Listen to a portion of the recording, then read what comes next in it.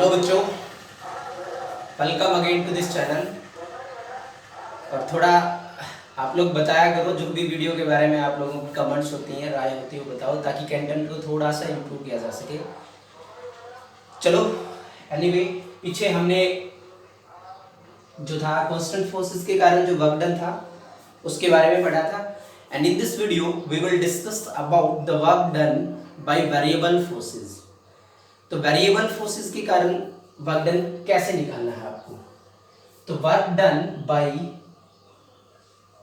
Variable forces, ठीक है। तो देखिए, वर्क डन का जो फॉर्मूला आप लोगों ने देखा था, फॉर्मूला जो हमने पढ़ा था कि W is equal to F dot S is equal to F S cos of theta. प्रश्न ये उठता है कि क्या इस फॉर्मूले को यूज किया जा सकता है to calculate the work done. देखिए, डायरेक्ट आप लोग इस फॉर्मूले को यूज करोगे तो आपका गलत होगा, लेकिन हालांकि बेसिक जो फॉर्मूला है वर्क डन को निकालने का वो यही फॉर्मूला है, और इसी के बेसिस के ऊपर आप लोग वेरिएबल फोर्सेस का भी निकालोगे। लेकिन उसमें थोड़ा सा चेंज है, हल्का सा चेंज है। लेकिन उस टॉपिक पर बढ़ने से पहले हम लोग एक छोटी सी बात और कर लेते हैं कि यदि आपको कार्टेशियन कोऑर्डिनेट्स के फॉर्म में दिया गया हो, कार्टेशियन फॉर्म में यदि आपको वेक्टर्स दिए गए हैं, जैसे आपको 3 डायमेंशनल स्पेस के अंदर कोई भी वेक्टर गिवन है, f जो भी वेक्टर है that is equals to fxi plus fyj plus fzk। तो उम्मीद करता हूं ये सारी चीजें आप लोगों को क्लियर होंगी कि मैं इन चीजों से क्या कहना चाहता हूं। मैं कहना चाहता हूं कि जो f जो वेक्टर था, जो फोर्स था, उसका एक कंपोनेंट है x एक्सिस के अलोंग जिसका मैग्नीट्यूड fx है, उसका कंपोनेंट जो y एक्सिस के अलोंग है उसका मैग्नीट्यूड कितना है, fy है, और जो z एक्सिस के अलोंग है उसका मैग्नीट्यूड z है, fz के बराबर है। And displacement of the particle is xi plus yj plus zk। तो आप लोगों को निकालना था, वर्क डन निकालना था, और वर्क डन किसके बराबर, f dot s fxi plus fyj plus fzk। और डॉट क्या करोगे, डॉट xi प्लस yj और प्लस zk। आ गया। अब आपको डॉट प्रोडक्ट के बारे में पता ही है कि जब हम इसको मल्टीप्लाई करते हैं तो जो i के साथ है उसको i के साथ वाले के साथ मल्टीप्लाई कर दिया जाएगा, j वाले को j के साथ और k वाले को k के साथ। ये आ गया आपका, क्योंकि बाकी सारी टर्म्स जो थी, जैसे आप लोग इसको मल्टीप्लाई करोगे सिंपली तो ये आपका y fx into I dot J भी आएगा, लेकिन वो किसके बराबर होता है, आई डॉट जे बराबर होता है 0 के। यदि इसके बारे में आपको डिटेल पढ़ना है तो मैं लिंक डाल दूंगा डिस्क्रिप्शन में। हमारा एक पहले भी एक वीडियो है जो प्रॉपरली बेस्ड है प्रोडक्ट ऑफ वेक्टर्स के बारे में, 2 वेक्टर्स के प्रोडक्ट के बारे में है, तो उससे आप लोग चेक कर सकते हो। तो ये आपका आ गया। देखिए, यहाँ i j के साथ कुछ भी नहीं लगेगा, क्योंकि जो डॉट प्रोडक्ट होता है वो एक स्केलर प्रोडक्ट है। उसका मतलब आंसर जो आएगा उसके साथ कोई डायरेक्शन नहीं होती, उस आंसर की सिर्फ और सिर्फ मैग्नीट्यूड होता है। आपको इंप्लीमेंट कैसे करना है, लेट द फोर्स, आपको दिया गया है, एक फोर्स दिया गया है, F फोर्स है, that is equals to 2i plus 3j plus 5k। कहता है कि किसी बॉडी के ऊपर, हमने किसी भी बॉडी के ऊपर एक फोर्स एक्सर्ट किया और उस फोर्स का मैग्नीट्यूड था 2i प्लस 3j और प्लस 5k, और due to the application of this force the body displaces through the displacement. एक डिस्प्लेसमेंट बॉडी ने कवर किया and the displacement of the body is 3i minus 4j plus k। Then what is the amount of work done by the force. को जो आपने force लगाया, आपने F force लगाया जिसका जो आपको गिवन है, उसने डिस्प्लेसमेंट बॉडी का करवा दिया, वो भी आपको गिवन है। प्रश्न ये पूछ रहा है कि देन वर्क डन कितना है, उसने काम कितना करा। तो work done W is equal to F dot S। Multiply आप लोग करने वाले हो तो i के साथ जो था उसको i के साथ जो है उसके साथ मल्टीप्लाई करेंगे, प्रॉपर साइन कन्वेंशंस का यूज करते हुए। 3 2 6 माइनस 12 और प्लस 5 कितना आ गया, 6 5 11 minus 12 minus 1 joule work done. तो ये बहुत इजी न्यूमेरिकल था, आप लोग बहुत आसानी से इस चीज को कर सकते हो। तो आइए अभी चलते हैं, बने रहिए साथ साथ वीडियो में। ये आपको निश्चित ही ये जो कंसेप्ट था work done by variable forces का वो क्लियर होगा, और कैसे करना है वो चीज भी आप लोगों को पता चल जाएगी।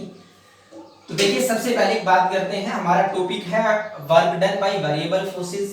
तो सबसे पहले यही चीज देख लेते हैं कि वेरिएबल फोर्स क्या होते हैं। What is a variable force, इससे मेरा मतलब क्या है। देखिए यदि मैं आप लोगों को लिख दूं कि f is a function of x, where f represent force and x represents position of the body, body की पोजीशन को x रिप्रेजेंट करता है and that is equals to 3x square. तो यहां आप लोगों को क्लियरली पता चलता है कि जो F जो था फोर्स इस बॉडी के ऊपर लगा, वो F डिपेंड करता है और किस पे डिपेंड करता है, वो करता है x के ऊपर डिपेंड करता है। कैसे करता है वो आपको दिखा दिया गया 3x स्क्वायर। आप जब देखोगे कि ये when x is equal to 1, body x is equal to 0 meter पे थी, then force on the body F is equal to 0।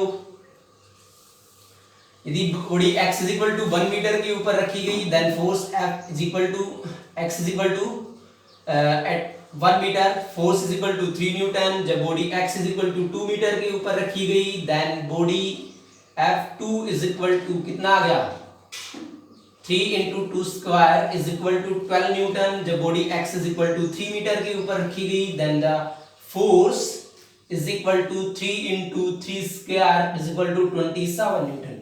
तो क्लियरली आप लोग इस चीज से ये बात आप बिल्कुल एक कंक्लूड कर सकते हैं कि फोर्स जो है ना, यहाँ जो डेटा आपको दिखाई दे रहा है स्क्रीन पे, उससे आप लोग ये चीज कंक्लूड इजीली कर पाओगे कि जो फोर्स है वो डिपेंड करता है x के साथ। यदि बॉडी की पोजीशन बदल रही है, बॉडी की पोजीशन बदल रही है, उस केस में भी उसके साथ साथ क्या हो रहा है, जो फोर्स का मैग्नीट्यूड चेंज होता है, फोर्स का मैग्नीट्यूड चेंज होता है। यदि आप प्रैक्टिकली इस चीज को पूछना चाहते हैं, ये देखो हमने डेटा से आप लोगों को समझाया है।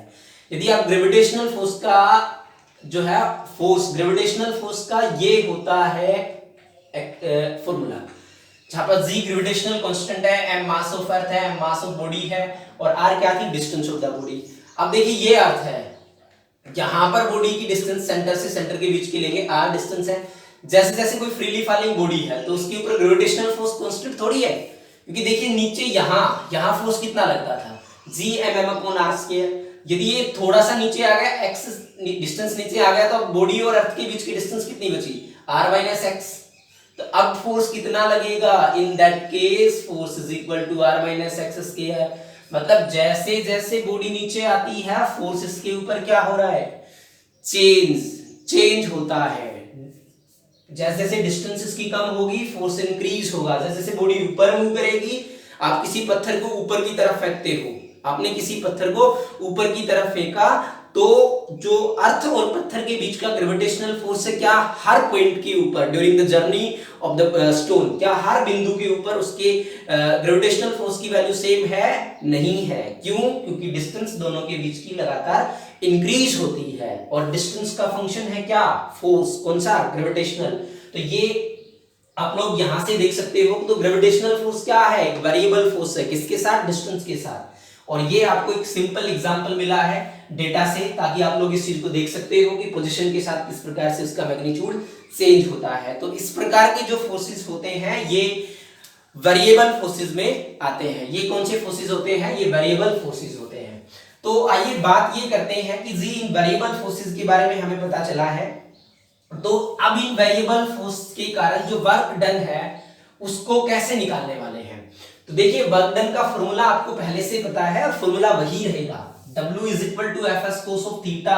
लेकिन आप लोग इस फॉर्मूले को अप्लाई करोगे, डायरेक्टली अप्लाई करोगे, लेकिन कब करोगे, जब आपको फोर्स जो था, फोर्स आपको गिवन है, कांस्टेंट है, और यदि फोर्स वेरिएबल है। देखो वेरिएबल फोर्स, आपने सिर्फ डेटा देखा है अभी, वेरिएबल फोर्स में कोई भी चीज बदल सकती है। हो सकता है कि वेरिएबल फोर्स के केस में फोर्स की डायरेक्शन चेंज होती हो, या हो सकता है कि वेरिएबल फोर्स के केस में फोर्स का मैग्नीट्यूड चेंज होता हो, या फिर दोनों चेंज हो सकते हैं, आइदर मैग्नीट्यूड और डायरेक्शन और बोथ, कोई भी मतलब इन दोनों में से चेंज हो, तब ही फोर्स को क्या कहा जाएगा, वेरिएबल फोर्स कहा जाएगा। तो यहां आप लोग इस फॉर्मूले को यदि यूज करना चाहते हो वर्क डन को कैलकुलेट करने के लिए, निसंकोच करिए, शौक से करिए, लेकिन यहां एक चीज जरूर देख लेना है आप लोगों को कि जिस फोर्स के कारण आप लोग वर्क डन निकाल रहे हो, दोबारा से इसी बात को सुन सकते हो तुम, कि जिस फोर्स के कारण वर्क डन निकाल रहे हो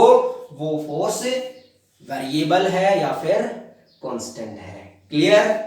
तो आपको ये चीज चेक करनी है कि वेरिएबल फोर्स के कारण आप लोग निकालने वाले हो या फिर कांस्टेंट फोर्स के कारण निकालने वाले हो। ओके, आपको कांस्टेंट फोर्स के कारण ठीक है जी, हमने पीछे सीख लिया है कैसे निकालना है, लेकिन अभी बात करते हैं वेरिएबल फोर्स के कारण कैसे निकालें।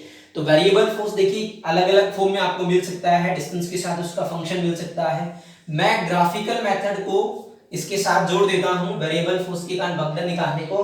हालांकि इसका मतलब ये नहीं है कि ग्राफ का उपयोग सिर्फ और सिर्फ वेरिएबल फोर्स के बगडन के लिए ही किया जाएगा। आपकी मर्जी है, आप दोनों के लिए उसका प्रयोग कर सकते हो, लेकिन मैं थोड़ा समझाने के लिए इस चीज को बताने वाला हूं।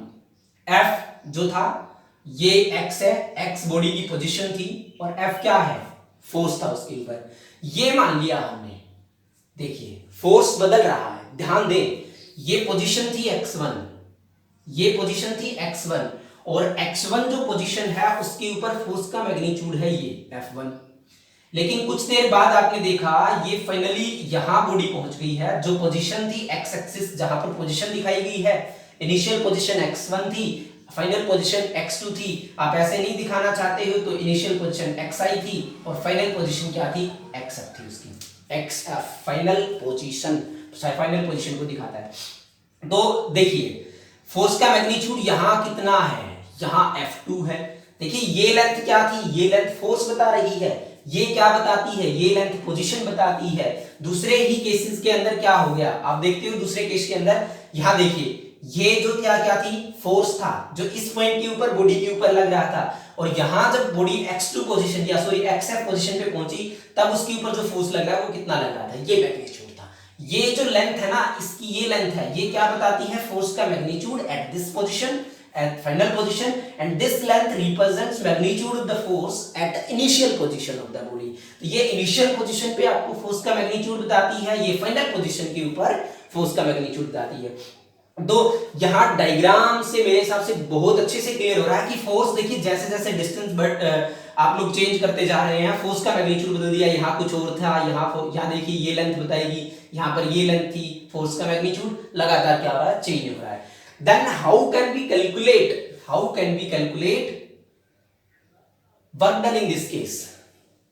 आप लोगों को क्या करना है, वर्क डन को कैलकुलेट करना है। तो वर्क डन कैलकुलेट करने के लिए क्या करें, देखिए मैं क्या कहता हूं कि मैंने कोई भी आर्बिट्रेरी पोजीशन मानी, लेट दिस, ये पॉइंट आपने लिया, पी पॉइंट ले लिया आपने, क्या ले लिया, ये पॉइंट पी पॉइंट, और बिल्कुल इसके बिल्कुल क्लोज, जितना छोटा तुम अज्यूम कर सकते हो वहीं पर मैंने एक और पॉइंट को मार्क करा, दैट इज पॉइंट क्यों। तो आप लोग देख रहे हो आराम से, आप लोगों को क्लियर हो रहा है कि एक पी पॉइंट था, एक क्यू पॉइंट था। अब मैंने ये एक स्ट्रिप ले ली, ये देखिए, तो ये जो डिस्प्लेसमेंट था ना बॉडी का पी से क्यू तक, जो डिस्प्लेसमेंट था बॉडी का from P to Q, that is dx। और dx या हो सकता है बुक्स के अंदर आप लोगों को डेल्टा x भी दिखाया जा सकता है, लेकिन in that case delta x tends to 0, delta x tends to 0, this implies dx। वो चीज क्या होगी, dx बन जाएगी आपकी। क्लियर है? तो कह रहा है कि ये जो आप लोगों को दिखाया गया है, यहां देखिए पी क्यू आर एस, मैं इस स्ट्रिप को नाम दे देता हूं पी क्यू आर एस। यहां आप लोग कह सकते हो कि during this small displacement dx, during this small displacement dx, जो आपका फोर्स था दैट इज ऑलमोस्ट कांस्टेंट। कहां से कहां है फोर्स, देखिए अब देखिए जो फोर्स की जो आप लोग दिखाते हो मैग्नीट्यूड पी पॉइंट के ऊपर कितना था, ये मैग्नीट्यूड था, और ये इसके बहुत क्लोज लाई करता है, तो नियर अबाउट जो मैग्नीट्यूड इसका भी क्या है, सेम है। मतलब ये लेंथ और ये लेंथ आप लोगों को दिख रही है लगभग क्या है, बराबर। ये जो पी आर लेंथ है वो क्या बताती है, फोर्स, वो क्या बताती है, फोर्स कौन से पॉइंट के ऊपर, पी पॉइंट के ऊपर, और जो आपकी लेंथ है कौन सी, क्यू एस लेंथ है, वो क्या बताती है, फोर्स एट पॉइंट क्यू। लेकिन नियर अबाउट आपको क्या दिख रहा है, दोनों चीजें लगभग नियरली इक्वल्स है, नियरली इक्वल्स है। ये बहुत स्मॉल है, dx mean delta x tends to 0, जितना कम आप लोग सोच सको उतना सोच लो, उतना छोटा है ये डिस्टेंस। तो फोर्स के अंदर जो चेंज आया ये नेग्लिजिबल है ये चीज, तो फोर्स में जो चेंज आया from p to q is also negligible and force is almost constant. Force लगभग क्या है, कांस्टेंट है। तो यहां देखिए मुझे निकालना तो पूरा था, यहां से लेकर यहां तक का वर्क डन निकालना था, लेकिन मैं सबसे पहले इस जो छोटी सी स्ट्रिप है ना, इस छोटी सी स्ट्रिप का वर्क डन मैं निकालने की कोशिश करता हूं। आप लोगों का देखिए P से क्यू, इस during this strip, during the motion of the body from P to Q या from this position to this position, ये आपको पोजीशन बताएगी ना R टू S, R से S बॉडी को मूव करी है और P से क्यू तक उसका डिस्प्लेसमेंट आप लोग ना सॉरी फोर्स आप लोग दिखाया गया है। तो कह रहा है कि ड्यूरिंग दिस डिस्प्लेसमेंट आप लोगों का वर्क डन क्या होगा, very small amount of work is done in this case from where the body move from R to S, a small amount of work is done that is represented by dw is equal to, अब मैं कह सकता हूं ये force का magnitude आप लोगों ने कितना मान लिया, फोर्स का मैग्नीट्यूड यहां पर आपको वैल्यू F2 दिखाई दी थी, ये जो फोर्स की वैल्यू है दैट इज F, आपने कितनी मानी इसको F माना, तो F into dx, F into dx clear है, F इंटू dx क्या आएगा वर्क डन, लेकिन जी ये जो वर्क डन आया ना ये R से S तक मुड़ी ये तब आया कितना dw, समझ गए कि नहीं। देखिए फोर्स इस केस में जब बॉडी R से S गई तो फोर्स लगभग कांस्टेंट था, कितना था F था, डिस्प्लेसमेंट बॉडी ने कितना करा dx करा, वर्क डन कितना F into dx, in this case we are assuming that the displacement and force are in same direction। तो यहां देखिए आपका ये आ गया और F into dx, ये एक रेक्टेंगुलर स्ट्रिप जो आपकी PQRS बनी हुई है, इसमें F into dx क्या है, F देखिए लेंथ थी, F ये लेंथ थी, जो फोर्स जो था वो लेंथ थी इस रेक्टेंगल की, एंड dx RS मतलब breadth, length into breadth, length into breadth, length F breadth dx, length into breadth area, F into dx length into breadth, ये चीज क्या होगी area, area of the strip PQRS, area of strip जो आपने यहां strip काटी PQRS, इसका area, ठीक है। अब कहता है अब क्या करें, देखिए एक स्ट्रिप का एरिया आ गया, आपको यहां से यहां तक जब बॉडी डिस्प्लेस हुई तो वर्क डन निकालना था, तो आप लोग एक स्ट्रिप यहां काट लोगे, ऐसे ही एक इसके आगे काटते रहेंगे और सबका वर्क डन निकालते रहेंगे, इसका dw1, इसका dw2, इसका dw3, इस प्रकार से यहां से लेकर और यहां तक आप लोग कितनी स्ट्रिप्स काटेंगे, इनफाइनाइट नंबर ऑफ स्ट्रिप्स आप लोग अज्यूम करेंगे, सबका इंडिविजुअली क्या निकालेंगे वर्क डन निकालेंगे और सबका जो वर्क डन था उसको जोड़ देंगे। आपको किसी ट्रायंगल ला पैरेललोग्राम ला की जरूरत नहीं है, क्योंकि वर्क डन एक स्केलर क्वांटिटी है, जितना इसका आया प्लस इसका प्लस इसका प्लस इसका प्लस इसका, जितनी भी स्ट्रिप्स आप लोग इसके ऊपर काटते जाएंगे सभी के वर्क डन को जोड़ देंगे, तो यहां से और यहां तक का आपका जो वर्क डन था वो आ जाएगा। मैं थोड़ा सा इसको और वो कर देता हूं कि आपने स्ट्रिप्स निकाल ली, इसमें से बहुत सी स्ट्रिप्स आपने काटी, इनफाइनाइट नंबर ऑफ स्ट्रिप्स है, क्योंकि x dx जो है ना आपको जरूर लग रहा है कि एक फाइनाइट साइज है, लेकिन इसका साइज आप लोग जितना आपकी कैपेबिलिटी है ना उतना छोटा दिखा सकते हो इसको, क्योंकि इसकी वैल्यू नियर अबाउट 0 है, तो इनफाइनाइट नंबर ऑफ स्ट्रिप्स इसके अंदर काटी जा सकती हैं, इसी प्रकार से अज्यूम की जा सकती हैं। तो सभी को जोड़ने के लिए मेरे पास सबसे अच्छा मेथड है integrate, W is equal to integration F dot dx, जोड़ना कहां से कहां तक है, लिमिट्स क्या है, सीमाएं क्या है।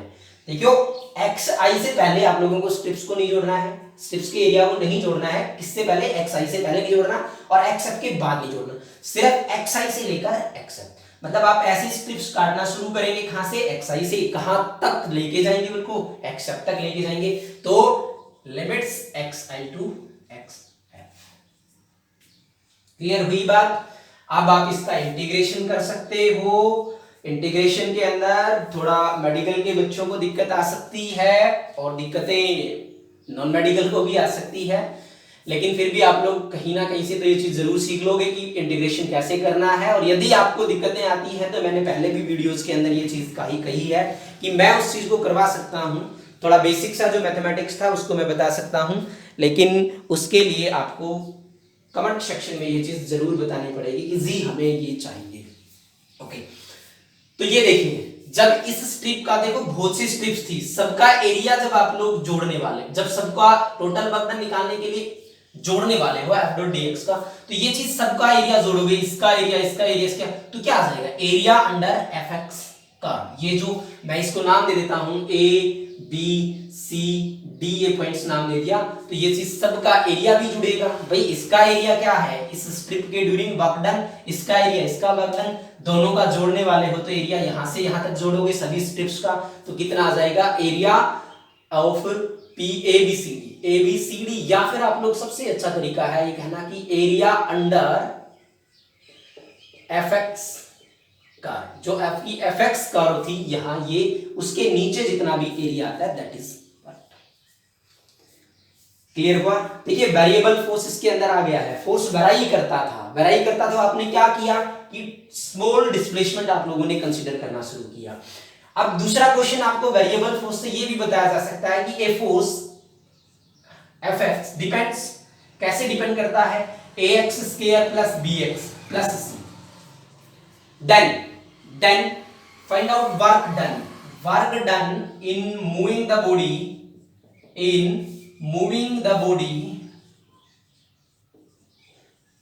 from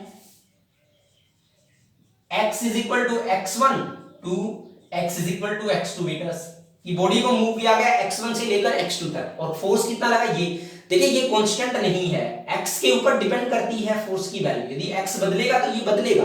तो आप लोगों ने क्या किया, एक छोटे से डिस्प्लेसमेंट तक फोर्स को क्या कंसीडर किया जा सकता है कांस्टेंट, वो चीज इसीलिए मैंने ये चीज पहले आपको करवाई है ताकि आप समझ सको कि फोर्स को कैसे कंसीडर करेंगे हम कांस्टेंट। तो ये सेम लॉजिक आप लोग इस पे इंप्लीमेंट कर दो कि थोड़े से डिस्प्लेसमेंट के लिए आपने बॉडी को क्या कंसीडर किया, आपने कंसीडर किया कि फोर्स उस बॉडी के ऊपर ऑलमोस्ट कांस्टेंट है, उसके लिए आपने थोड़ा सा वर्क डन निकाल लिया, उसी डिस्प्लेसमेंट के ड्यूरिंग कंप्लीट वर्क डन निकालने के लिए we are going to integrate body कहां से शुरू करती है x1 से, कहां तक जाएगी x2 से। ये आपको पता है कि during integration the constant terms are taken out, but in this expression force can not be taken out, force को बाहर नहीं निकाला जाएगा। क्यों नहीं निकाला जाएगा, because force is not constant, force x को चेंज कर रहे हो, देखो different integration is with respect to x, क्या फोर्स x पे डिपेंड करता है, बिल्कुल करता है, तो आप लोग f को बाहर नहीं निकाल सकते, आप f की वैल्यू पुट करेंगे वहां पर, आप f की वैल्यू पुट करेंगे, और वैल्यू कैसे वैल्यू पुट करेंगे तो क्या आ जाएगा, यहीं पे मैं करके दिखाता हूं आपको कि x1 x2 और वैल्यू क्या थी ax square plus bx plus c into dx। आप यहां वैल्यू पुट करेंगे, आप देखिए इसका इंटीग्रेशन करेंगे, x के रिस्पेक्ट में इसका करेंगे और फिर आपका फाइनल आंसर आ जाएगा। तो उम्मीद करता हूं यहां तक आपको क्लियर है, और जरूर बताएं यदि आपको कोई समस्या इस चीज के अंदर आई है समझने में। अभी मैं क्वेश्चन बताता हूं इसके ऊपर कि आप लोगों को किस किस प्रकार से क्वेश्चन को करना है जब आपको क्वेश्चन की बनाओ। देखिए ये फॉर्मूला आप लोग यूज करते हो, मैंने भी वही किया है, कोई दूसरा फॉर्मूला यूज नहीं किया, फोर्स इनटू डिस्प्लेसमेंट लिया but during a small displacement. क्यों, क्योंकि हम एक स्मॉल डिस्प्लेसमेंट के ड्यूरिंग ही फोर्स को कांस्टेंट कंसीडर कर सकते हैं। फोर्स जब आप कंप्लीट मोशन देखते हो बॉडी की तो फोर्स जो है वो कांस्टेंट नहीं है, और ये फॉर्मूला आप लोग कांस्टेंट फोर्स के लिए अप्लाई कर सकते हो। और ये की पॉइंट है आपका, जब भी आपको वेरिएबल कोई भी क्वांटिटीज दी हुई होंगी तो you have to use calculus. कई बार बच्चों की का ये प्रश्न उठता है कि सर हम ये चीज समझ ही नहीं पाते हैं कि कब हमें कैलकुलस को यूज करना है और कब हम बिना कैलकुलस को यूज करे हुए क्वेश्चन को निकालें। तो उसके लिए आपके पास सबसे पहले ये रखें कि यदि कोई चीज वेराई करती है ना, वेरिएबल चीजों को निकालने के लिए हम कैलकुलस का यूज करते हैं, उसके छोटे डिस्प्लेसमेंट्स वगैरह मान के उसको पहले डिफरेंशिएट करते हैं फिर उसको इंटीग्रेट करते हैं, तो दोनों का अपना एक महत्व है। तो चलिए क्वेश्चन जो था मैं हालांकि खुद भी ले लेते रैंडमली ले सकते थे, लेकिन अभी हमारे पास मैं देखता हूं अभी एक question.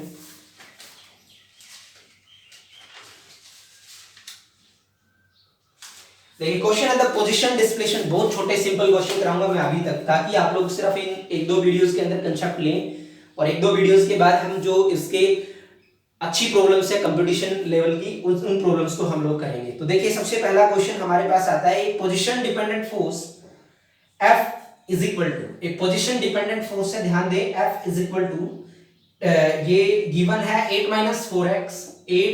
4x plus 3x square x on a small body of mass 2 kilogram, mass given है उसका 2 किलोग्राम है, ठीक है, and displaces it from x is equal to 0 to x is equal to 5 meter, x is equal to 0 to x is equal to 5 meter, calculate the work done। और देखिए भाई जो है ना मास की कोई जरूरत नहीं थी हमें किसमें चाहिए मास, कोई जरूरत नहीं है हमें मास की, अभी ये सिर्फ हमें पागल बनाने की कोशिश कर रहा है। तो वर्क डन कितना होगा, w is equal to integration of f dot dx। Clear. अब पोजीशन डिपेंडेंट है, x के साथ ही आप लोग इंटीग्रेट करने वाले हो, फोर्स को बाहर नहीं निकाल सकते। लिमिट्स गिवन है कि x is equal to 0 lower से 5 मीटर तक हो जाता है। w is equal to f की वैल्यू पुट करेंगे, वैल्यू कितनी आ गई है 8 minus 4x plus 3x square. Integration करना है, सीखना भी पड़ेगा। 0 to 5 मल्टीप्लाई किया 8 into dx plus, sorry minus है तो माइनस लो आप लोग। इंटीग्रेशन 0 to 5 यहां करोगे तो 4x into dx, सिर्फ आप लोगों ने जैसे मल्टीप्लीकेशन करना है उसी प्रकार से करके बता रहा हूं मैं। और ये आ गया 3x स्क्वायर into dx। अब इंटीग्रेशन का फॉर्मूला मैं बता देता हूं, x raise to power n into dx का इंटीग्रेशन जो होता है x raise to power n plus 1 upon n plus 1। Clear, ये आपका फॉर्मूला है। तो यहां आप लोग करने वाले हो, यहां पर जी कोई पावर नहीं है तो आप लोग इसके साथ x की पावर 0 मान लें, x की पावर 0 भी बनी है, 80 बचेगा। तो w is equal to integration 0 to 5 कर रहे हैं तो हम लोग लिमिट्स ऐसे लिख देंगे। 8 जो था कांस्टेंट था, कांस्टेंट बाहर रहेगा, कोई दिक्कत नहीं आएगी।